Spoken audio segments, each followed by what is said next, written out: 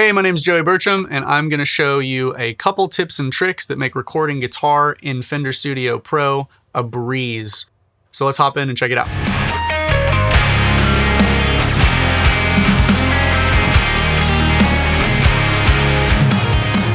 So let's start with hotkeys. I think knowing hotkeys is probably the most important thing that you can do, because as a creative, the faster you can get the idea from your head into the DAW, the better off you are. So knowing your hotkeys makes complex functions much easier.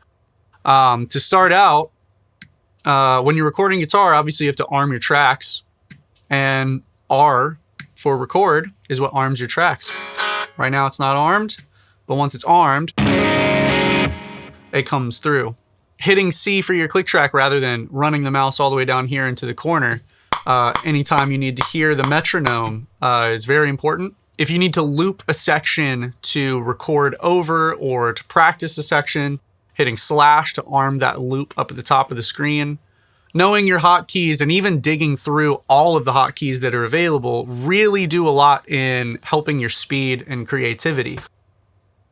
Fender Studio Pro is also very good about customizing hotkeys. I have a couple hotkeys that I use specifically for guitars, and you're able to chain certain functions together and link them to hotkeys. So it's definitely something that I have incorporated into my workflow that help me do the best I can in the shortest amount of time.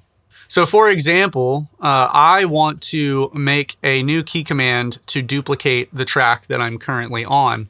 So when we come into keyboard shortcuts and we look up duplicate, we have every option for duplicating all right here. We can select the one that we want. I want to duplicate the track, and you see there's no key entered. So I'm going to do Command D. And it shows me that that has already been assigned to deselect all, but I'm not going to use the deselect all hotkey that often. So I'm going to assign that, hit apply. And now anytime that I need to duplicate a track, let's say that I need to duplicate this guitar lead post DI, Command D, and there it is directly underneath, and I have another track ready to go. So you can use that to remap hotkeys that you're used to in old DAWs. You can create your own hotkeys. It's very user-friendly. Now, on the topic of hotkeys, we're also able to create macros, and this is something that I learned honestly kind of recently that has really changed a lot for me. You can create complex processes that normally would involve clicking 5, 10, 15 times and assign them all to one hotkey. So I'm going to make a new one. These are all of the ones that come stock. I'm going to make a new one, and we're going to call it Guitar Tone Basic. And basically what I'm going to do is I'm going to add a couple functions. So the command that I want to do, add and insert two selected channels. Now within this function, I have the ability to select a specific device. Now under device, I'm going to come down to Fender, and we're going to open up Mustang Native. And I'm also going to be able to open up a preset. So I've made presets of the tones that I like. I'm going to do Joey Mid Breakup 2. And let's say that I also want to add an EQ with a roll-off on it. So what I can do is add another insert, open it up. We're going to go to Device, Pro EQ. We're going to add Pro EQ. I'm going to hit OK. And once I've done that, I'm going to come back to the keyboard shortcut menu, and we're going to find our macro. Guitar Tone Basic, and we're just going to assign a key to it. Let's try Shift Command G. I'm going to assign that, and then I hit apply. So now, anytime that I click on a channel, like let's say this DI right here, and I want to add my tone and that EQ, I just hit Command Shift G. And if we go to the mix window, you can see that it's added Mustang Native and the EQ. Now let's open up the channel overview. I have a blank track here. Let's see what we can do with this. So I have this track with some guitars on it. and I need to add my guitar tone to it. So let's try Command-Shift-G. And I've got my tone loaded up. Joey mid breakup 2, got my EQ, turn that roll off on, roll it up a little bit, and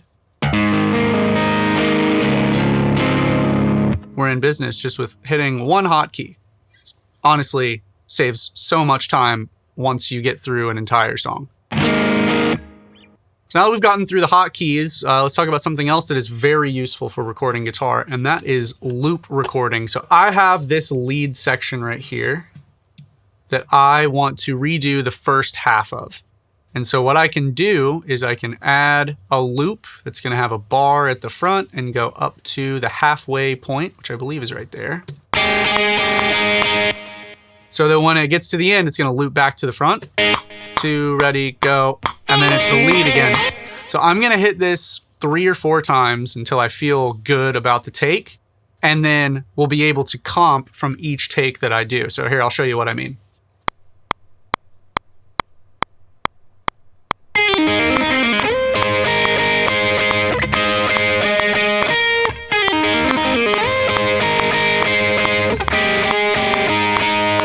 Didn't like that one, let's try it again.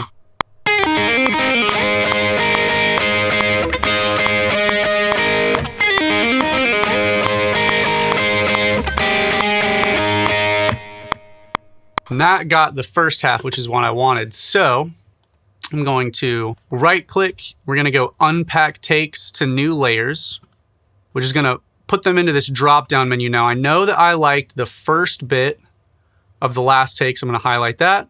And I liked the last bit of the second take. So now I can easily comp from that loop that I just recorded. Let's take a listen to it and see what it sounds like.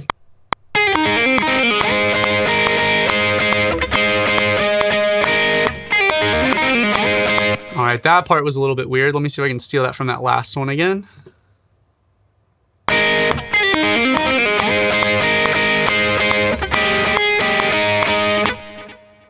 And we've quickly comped just from playing through the loop 3 times. So that comes in very handy, especially for parts that are a little tricky.